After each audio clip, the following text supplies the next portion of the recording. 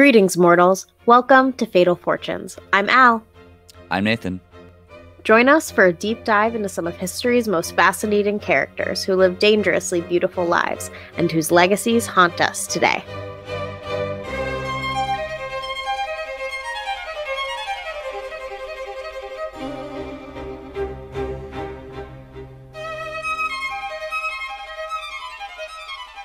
Hi guys, welcome back to another mini-sode from Fatal Fortunes. I cannot tell how many this episode is going to be because I honestly wrote a lot about Queen Catherine of Aragon. Nathan, do you know anything about her? I don't know anything about Catherine of Aragon, and just looking at how we start episodes, what's happening in 1845, I've got no idea. The concept of 600 almost years ago baffles me. So, yes. And people, honestly, they didn't record that much from history. So jumping right in, Catherine of Aragon was born in 1485. And that same year is the Battle of Bosworth Field, which I actually have a really good book on, where Henry VII becomes the last king to conquer England by conquest. And this is the really big thing of that year. There's also multiple earthquakes in China, and there's a huge solar eclipse. So that's basically all people wrote down for 1485, other than the birth of our subject today. So before we dive into Catherine, it's worth mentioning her background. She is the spawn of some of the most powerful people to have ever lived. Her mother, Isabella, Queen of Castile, and Isabella's great-grandmother was Philippa of Lancaster, who was a daughter of John of Gaunt. I know that if you're not a Tudor history fan, none of this makes any sense, but John of Gaunt was the third son of Edward III, King of England. So Catherine is an advantageous match, is what I'm trying to say. John of Gaunt had babies on babies on babies. To put this a bit more in perspective, another key player in the Wars of the Roses, Margaret Beaufort, is also a great-great-granddaughter of the same guy, John of Gaunt. She was the mother of Henry VII. So they are definitely cousins, these Spanish and English houses. So for Catherine, marrying into the Tudor family actually gives them the legitimacy that their line is really searching for, since, like I said, Henry VII had just conquered by conquest. Her father was Ferdinand II of Aragon. Ferdinand is a cousin of his wife because the ruling families of Castile and Aragon, they've been inbreeding for the prior several centuries.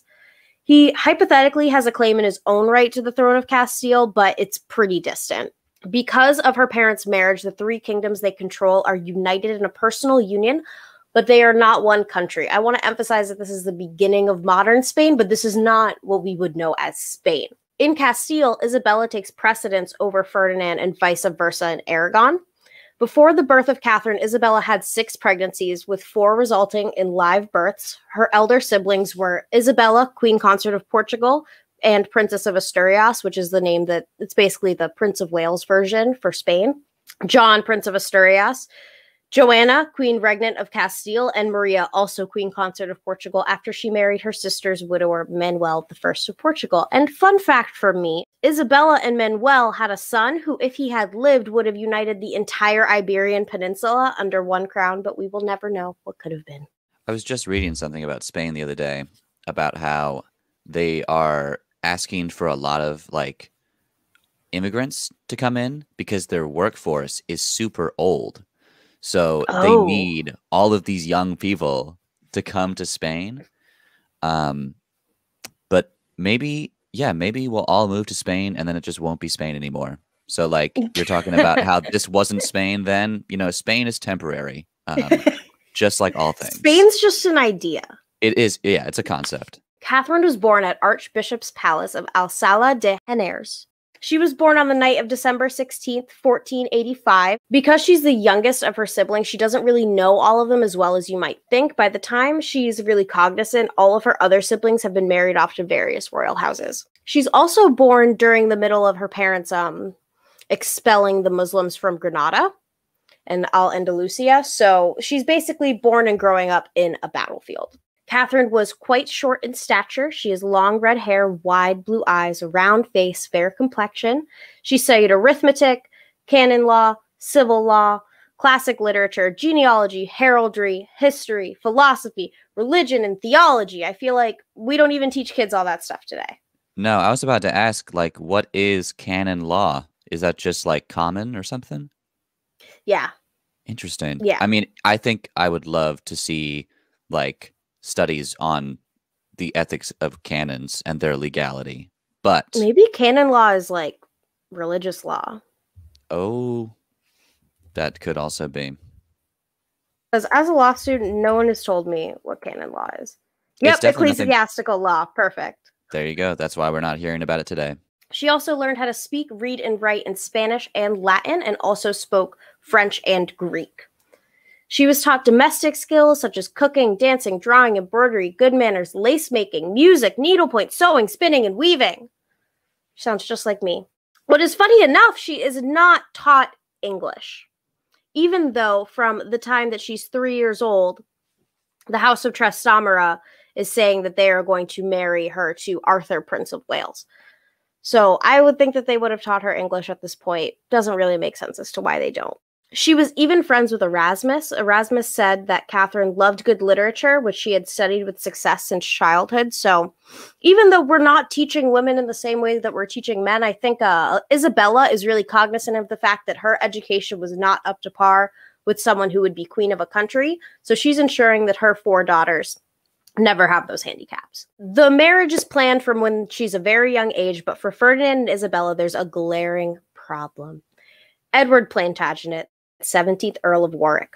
He is a legitimate descendant of Edward III as well, and he is a threat to the throne of Henry VII because Henry comes from an illegitimate line, and his rights lie in conquest. So little Eddie's father was on the wrong side of the War of the Roses and drowned in a barrel of Malmsey wine when Edward was only 4 years old, and he is made Earl. When he's 10, Richard III is defeated, and he's imprisoned in the Tower of London. Sucks.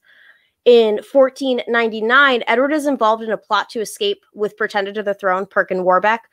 Perkin Warbeck's a great story, so we might have to dive into that someday. It's a great name, too. Yeah, I think so.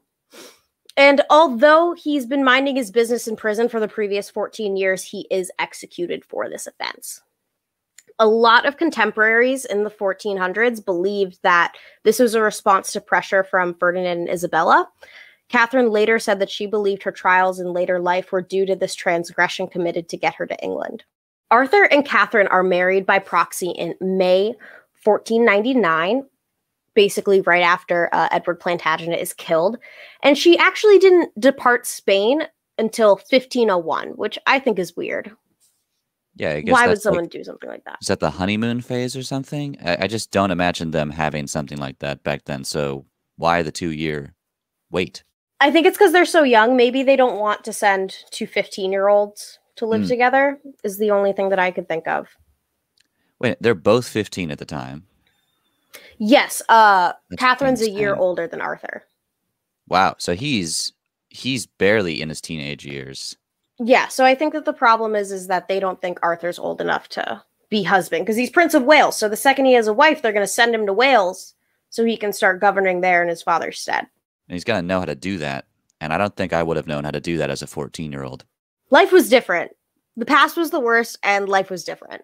Catherine is 15 when she departs for England. She brings with her half of her 200,000 ducat dowry. It's hard to quantify what ancient money would be in current money, but it's over 5 million pounds is what we're talking about. In the interim, the couple had been corresponding in Latin, which was their mutual language. No one had taught Catherine English, like I said, during this period. And she arrives in England, meets Arthur, and they find that they speak different dialects of Latin, which I could only imagine sounds like the worst first date ever. Yeah. I mean, it's a dead language for a reason. She has to pick up quickly on her new country's language if she is going to assert any influence. An example of a letter written by Arthur to Catherine from 1499, Arthur referred to Catherine as my dearest spouse and wrote, I cannot tell you what an earnest desire I feel to see your highness, and how vexatious to me is this procrastination about your coming. Let it be hastened, that the love conceived between us and the wished for joys may reap their proper fruit. Pretty eloquent for a 14, 15-year-old. I wish I knew the word vexatious. Right? I'm like... When I was 14, like... When's the last time I even used the word vexatious? Are we going to have to start using this word around each other just so we don't forget that it exists or something? Well, now that we have talked about it, we're going to see it everywhere. That's just, how that works. Catherine and Arthur got married 10 days after her arrival in England at Old St. Paul's Cathedral. So there's St. Paul's Cathedral, which is the place that exists now and where Charles and Diana got married. And then there's Old St. Paul's Cathedral, which was basically the same thing and the same grand scale, but 500 something years ago. So no more? There's like nothing left of Old St. Paul's? Part of me feels like they're on top of each other. Oh. That's pretty dystopic. Yeah, so Old St. Paul's Cathedral stood from 1135-ish. There were a few fires that took it out, and then it stood until 1666 when it was the new St. Paul's Cathedral was put right on top of it. They both wore white satin, which was not a thing for the time. People have not been wearing white to get married. Queen Victoria is really the one that started this trend in the 19th century. So for them to be wearing white satin is super expensive and not custom. You would just wear your best dress, no matter what it was. At the bedding ceremony, Arthur's grandmother, Lady Margaret Beaufort, sprinkles the bed with holy water. The Bishop of London blesses the bed, prays for the marriage to be fruitful, after which the couple are left alone. This is the only public bedding ceremony for a royal couple in Britain in the 16th century. And it's like the first year of the 16th century. Allegedly, the morning after the wedding ceremony, Arthur left their room and said, "Being a husband is thirsty work, for I have spent the night in Spain." And again, what 15-year-old has such eloquence to make a dirty joke sound that good? He's literally just saying, like, I had some good sex last night. We boned.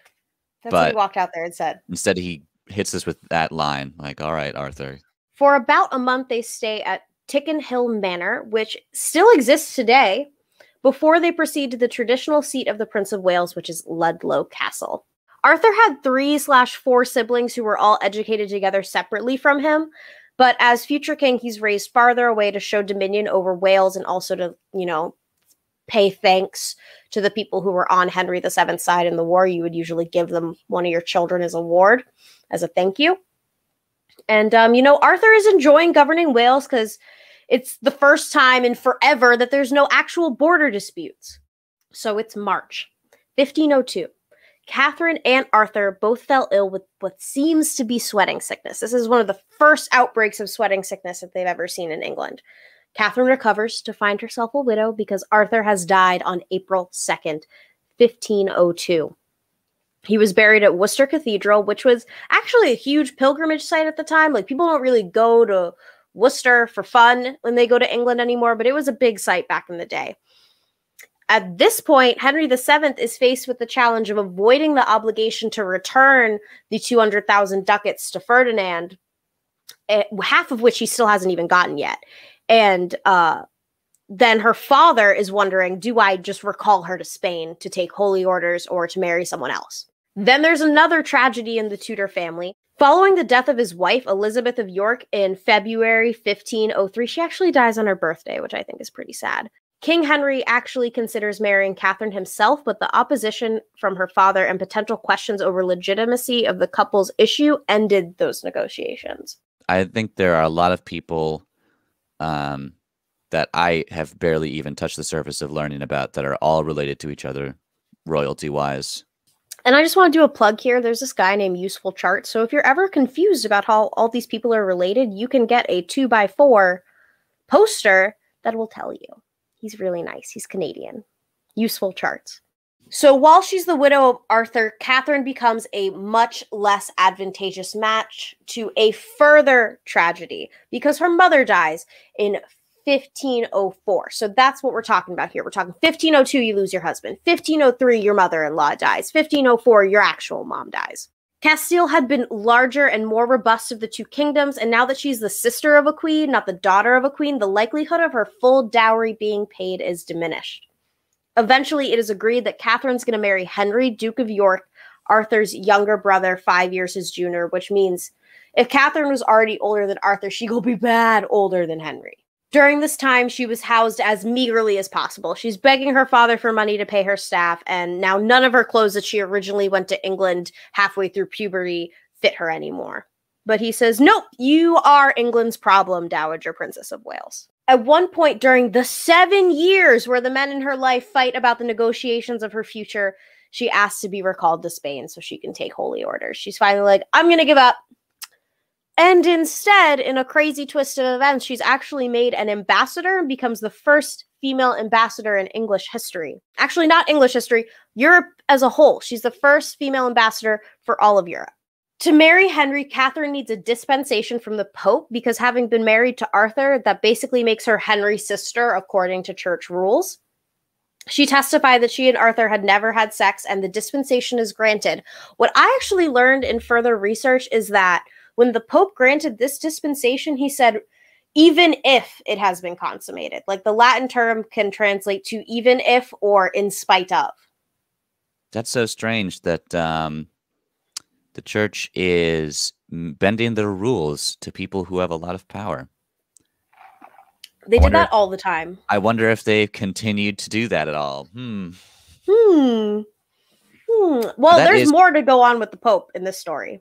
Oh my God. It's crazy that, yeah, it's definitely not if only, because Arthur literally walked out and just announced to the entire world in that beautiful sentence, I had sex with her. So, yeah.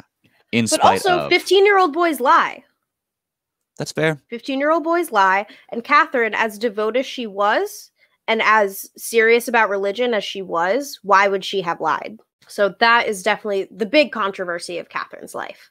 Finally, Henry VII dies in 1509 when his son Henry is 17 years old and 10 months. So before his birthday, Lady Margaret Beaufort, the woman from earlier, his grandmother, is acting as his regent, and the wedding takes place on June 11th, 1509, and she's 23 years old. So while she's Queen of England, Henry and Catherine are crowned jointly on June 23rd, 1509 at Westminster Abbey, with the English people finding her generally favorable.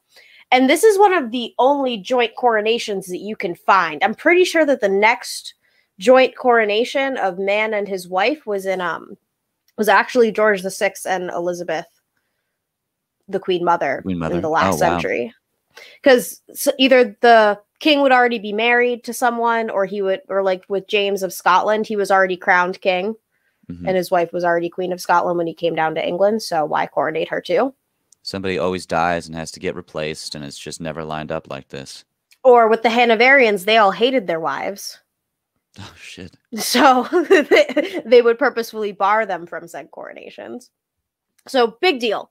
Must have been crazy to be at. I can only imagine. So Catherine gets pregnant by Henry 6 times during their marriage, and her first pregnancy is announced in August 1509, which is not what we even do today. Like, we don't announce pregnancies even that early today. It's about 8 weeks after the wedding and coronation celebrations.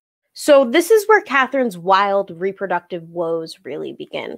She miscarries this child, a girl, in late January 1510. In this case, her physicians had told her that she was actually pregnant with twins, and she went into confinement. But after the miscarriage, thinking she was still to deliver another child, she stays in confinement. But this was probably actually an infection that was keeping her belly swollen and eventually receded. Discussion point: medieval medicine. Were they doing leeches? What's going on with the medieval medicine? Oh, I don't know. They're just telling her totally wrong shit. And it almost feels like because you have these physicians as a royal woman, you're more likely to die because their ideas are, like you said, let's put leeches on her. Let's tell her to starve for a while. Let's bleed her for a little bit. Yeah. Let's put our dirty hand inside of her. Like, yeah, let's not be washing our hands. And now we've got huge swollen infected belly. That is so scary to I mean, at this point, she's still so young, has announced this pregnancy to everyone, and has to go through the pain of a miscarriage. And then this is what England knows. Know what they're doing. Like, there's no newspapers. All people know, they're in the middle of the town square, like, the queen is pregnant, blah, blah, blah, blah, blah. So everyone has expectations. There are expectations for the entire country on this woman now. In May 1510, Catherine announced she's pregnant with her second child, a son, which she delivers in January 1511. Henry, Duke of Cornwall, was born at Richmond Palace, where his sister Elizabeth I would die almost 90 years later. In celebration of this boy's birth, Henry gave out wine to the entire population of the kingdom. I wish Joe Biden could do something like that for me. Henry, Duke of Cornwall, he gets christened 4 days after his birth, and his So, not to drop any more names, but his godmother's Margaret of Austria. And Margaret of Austria was Catherine's brother Juan's widow. So she's Catherine's sister-in-law. That's why she's the godmother. And she's also a regent of the Netherlands, our former home. And then Louis XII, who also shares my birthday, is his godfather. There is a tournament to celebrate the birth, and this is the height of Catherine and Henry's love for one another. However, on February 22nd, 1511, the prince dies suddenly, and the court is consumed with grief. After a 1512 without pregnancies, Catherine is pregnant again by early 1513. In June 1513, Catherine is made Regent of England with additional titles of Governor of the Realm and Captain General. So this is what Catherine has been waiting for her whole life. She's raised in the court of her warrior parents who had just done something horrible. But to them, they had just been the crusaders of the world. So she's had this amazing woman to look up to. So she's ready to be at the head of the army, is what I'm trying to say. While Henry is still fighting his wars in France, Scots take the opportunity to invade England. Catherine rode north while pregnant in full armor to command her troops. The King of Scots, Henry's brother-in-law, through his sister Margaret Tudor, was killed at the Battle of Flodden, which was a really cool battle if anyone ever has time to do some research into it. Catherine sent Henry the bloody coat of the king, though she would have much rather sent him his head. Dang. And Henry was doing poorly in France, and his wife's triumph was a huge disappointment to him. She even wrote to one of her girlfriends. She said, all this women's work is such hard work. Like, she was saying something like that. She was trying to make a pun on how war is not women's work and she's having so much fun. It's so funny, like the fragile masculinity that we see in, I think, a number of marriages in the royal family. I mean, just this last week, we lost Prince Philip. And, you know, rest in peace, Prince Philip. You would have loved your future episode on Fatal Fortunes. But there was definitely some times in that marriage, I feel like, where he felt like, oh, I'm not getting the spotlight because I deserve it because I'm a man. But or even not even like, I want the spotlight, I deserve it because I'm a man. It's just weird that we live in a society where you are the house of your father. And for him, he is the only father in all of England whose children don't have his last name. Yeah, true. That's weird. That must feel weird. And he said, I felt like a bloody amoeba for it, But in this case, just let your wife, you know, behead some people. Why not? Shouldn't you just be happy that you're not suddenly Scotland? That you're not suddenly like the king of Calais, the small town in France that you control? Like, yeah, I agree. Your cousin wife just finished that shit. She finished Scotland, okay?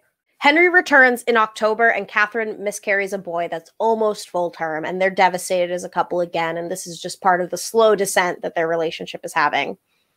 In 1514, according to Dewhurst, the Venetian ambassador wrote his Senate in November and said that the queen has been delivered of a stillborn male of 8 months to the great grief of the whole court. Holished, the chronicler, reported that in November, the queen was delivered of a prince that lived not long after. And John Stowe wrote, in the meantime, to wit, the month of November, the queen has delivered a prince which has not lived long. The moral of the story is that the child did not live. There's confusion as to whether she miscarried before Henry got back from France or afterward. Some people even try and romanticize it that like the day after the Battle of Flodden she miscarriages, but that's not true. Fast forward to summer 1515. Catherine announces her next pregnancy, but no one takes note because hope is really gone. However, on February 18th, which is my mom's birthday, 1516, she finally gives birth to a long-awaited, healthy child, Mary, the future Mary I, at Greenwich Palace. Henry, although he was disappointed, said that healthy boys were soon to follow. A whole 2 years passes before Catherine's sixth and final pregnancy. She traveled to Oxford to pray at the shrine of St. Fridswide for a healthy son, but in November 1518, she gave birth to a girl who died in a few hours. Historians actually disagree on how many pregnancies she actually had, but the number is somewhere between 6 and 9. And you're saying that out of those, one is the only child to have survived. Yeah, and the one child to survive had like endometriosis. So she has constant chronic problems. And what we actually think is the reason that Catherine's kids were all fucked up is because she was fasting during her pregnancies. So it would be like Feast of Saint da-da-da, she'd fast. It'd be Feast of Saint this, she'd fast, and, you know, she'd self-flagellate at the altar or something. So she was not treating her body in a way proper to have a healthy child, which is why the pregnancy with Mary, she's largely just like lying down. They're like, please don't go anywhere, please. And that's why we think this child survives. And also, guys, I'm not going to talk about McLeod syndrome. I watched a whole podcast about this woman who was a doctor and then she pivoted to history and how that's just not a thing. If Henry did have McLeod syndrome, Mary would not have happened as a healthy child. Period. So as we've just seen, this couple is experiencing tragedy after tragedy after tragedy, and that can only put such strain on your relationship. There's only so many times that you can hold each other's hand and say, no, it'll be better next time. So by 1525, we fast forwarded a little bit. 6 years after Catherine and Henry stopped being intimate, Henry falls in love with Anne Boleyn, one of Catherine's ladies-in-waiting. Henry began to believe that his marriage was cursed and sought confirmation from the Bible, which he interpreted to say that if a man marries his brother's wife, then the couple will be childless, even though Catherine and Arthur, quote-unquote, never consummated their marriage, so it basically never existed, and in spite of their living child Mary. Going back to your point about dude who's just got to have it his way, it's like... and religion who has to have it their way, too. Like, yeah, I'm like, if Leviticus said that, like, huh? You have a healthy child. You aren't childless, sir. Soon, Henry becomes all consumed with getting an annulment from the Pope. The problem is, though, that the Pope got captured by Charles V in the sack of Rome, and Charles V is Catherine of Aragon's nephew via her sister Joanna. So the Pope is reticent to do anything explicitly contrary to his captor. That's a pretty good lock Catherine's got him in, then.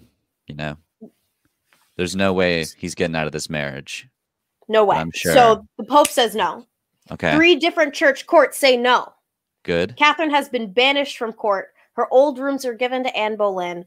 And when Henry returned to Dover from Calais, he marries Anne Boleyn in 1333. So he's committing bigamy. Henry said, fuck the church, and he had his own crony Cranber declare the marriage to Catherine illegal and validates Henry and Anne's bigamous marriage. She becomes Dowager Princess of Wales, but she never lets anyone call her that, proclaiming herself the true queen until her dying day. Catherine has moved around from remote castle to remote castle for the remaining years of her life, and her last residence is Kimbolton Castle, which today is a boarding school if you ever want to send your kids there. And it was the seat of the Dukes of Marlborough for 300 years after the Tudor period until it got sold in the 1950s. Catherine refused to leave her room except to attend mass and dressed only in a hair shirt and fast constantly, more resembling a monk than a queen. Henry said that if she and Mary had acknowledged Anne as Queen of England, then they would be permitted to see each other, but neither would and never saw each other ever again. I can only imagine how difficult it is to be cast out of a life like that. And you're saying that Mary was with her and stayed by her side. No, she didn't. Anne as the queen. And then, you know, that's good. Yeah, that she stayed by her side in the mental sense, but they never were allowed to see each other. Oh my God. Wow. Yep. The people who had sympathy for them smuggled letters between them, but of course it was assumed that they would foment an insurrection if they did ever meet up. Even in Catherine's last letter to Henry, she still calls him Lord, King, and loving husband. She says, "The hour of my death, now drawing on, the tender love I owe you forceth me, my case being such, to commend myself to you, and to put you in remembrance with a few words of health and safeguard of your soil, which you ought to prefer before all worldly matters, and before the care and pampering of your body, for the which you have cast me into many calamities, and yourself into many troubles.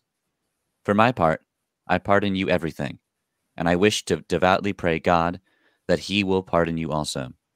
For the rest I commend unto you our daughter Mary, beseeching you to be a good father unto her, as I have heretofore desired. I entreat you also, on behalf of my maids, to give them marriage portions, which is not much, they being but 3. For all my other servants, I solicit the wages due them, and a year more, lest they be unprovided for.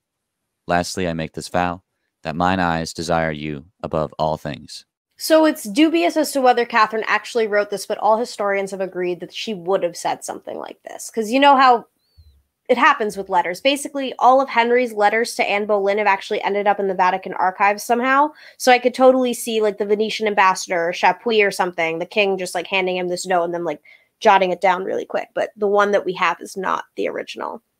And reading that just makes you so sad. It's like, damn, this guy is literally, what year is it? It's 1536. Yeah. This guy has trapped you for 11 years. 11. And I mean, if you look at it, her whole life has been a trap since day one. She's always been destined to be married off, be, moved around and not really given any agency. But, I think it seems like she made the best with what she had. And that is really, really depressing to read, that in her final days, that might be how she was feeling. I think that probably the best time of Catherine's life was when her son Henry was born, those 56 days, and then the summer that she was regent and won that battle. I was about to say, that must have been like such a highlight of like being in a battle like that, when your whole life you're just like held back, and now you're finally like able to really do something. Yeah, that must have been great. So Catherine dies at that same castle, Kimbolton, in January 1536. The following day, the news reaches the king. And at the time, there were rumors that she was poisoned because they did an autopsy. But I'm like, if you don't know anything about medicine, what's the point of doing an autopsy? You're not going to find anything because you don't know what you're looking at. Let's have dirty hands inside this person to make swollen belly. Also, we know how poison works. That's not adding up. People think that she's poisoned because there's a black spot on her heart, but actually doctors today believe that that was a sign of cancer. According to chronicler Edward Hall, Anne Boleyn wore yellow for mourning, which was interpreted in various ways. They interpreted it to mean that Anne did not mourn. They interpreted it to mean that they wanted to like make a great show of their new daughter Elizabeth to the court in spite of Catherine's death. Or allegedly, yellow is a color of mourning in Spain, but I've never heard of that.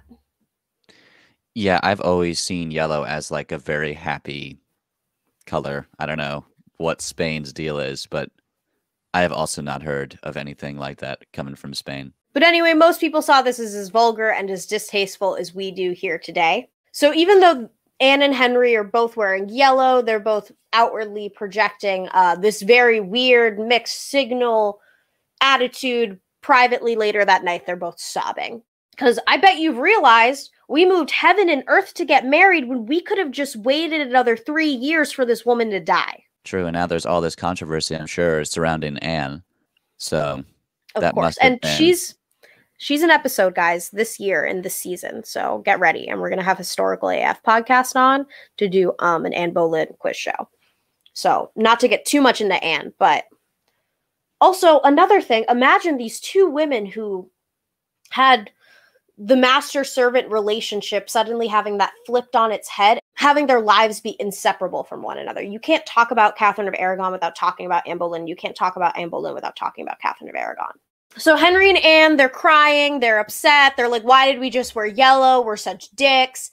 And Anne miscarries a son the day of Catherine's funeral. Catherine was buried at Peterborough Cathedral with ceremony due to her position as the Dowager Princess of Wales, but not as a queen. Henry did not attend the funeral and forbade Mary to attend.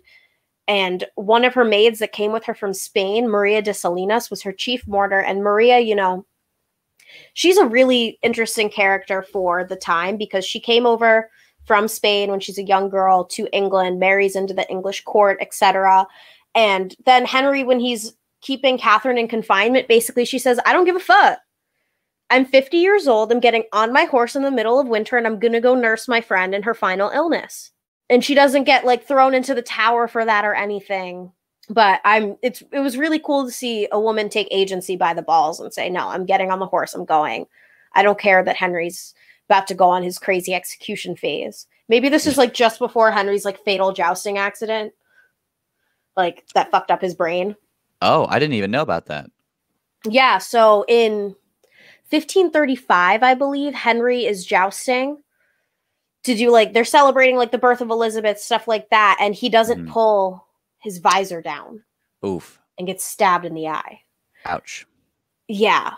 And then, of course, what's her face? Anne Boleyn miscarries another boy because he's unconscious for like 4.5 hours. He wakes up, he's a different person. The sweet, loving Ginger King that we basically, he goes from being Prince Harry to Rasputin in 8 seconds.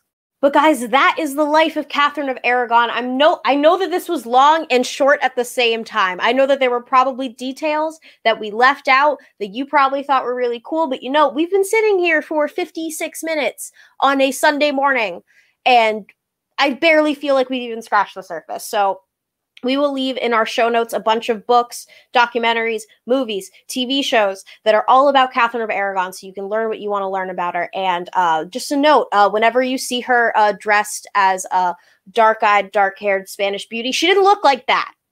She was ginger, pale, looked like every other royal of the time. She did not look like a Spaniard, just to be clear. And while we're still here, I want to plug my new Etsy shop called S&M Designs, where we sell knitwear and rugs. And you guys should all check it out. It drops on 4/20, so it should be out by the time this episode comes out. And I'd love if you guys checked it out. And don't forget to subscribe to us on Patreon. There is a special episode up there on Aristotle Onassis right now. And this episode that you're listening to now will be on Patreon earlier than it is on Spotify, Anchor, Google Podcasts, everywhere else that you watch it. And make sure to give us a like, subscribe if you're watching this on YouTube. I personally really like the video version. I think that people appreciate it. We are Fatal Fortunes Podcast on YouTube. We are Fatal Fortunes on Instagram. Please check us out on social media and check out our website, fatalfortunes.com, where we have a bunch of show notes and fun blog posts, and you can learn so much more there. Thank you guys so much for tuning in to another episode of Fatal Fortunes. I'm Al. I'm Nathan. On Tuesdays, we talk ghosts. See you next time.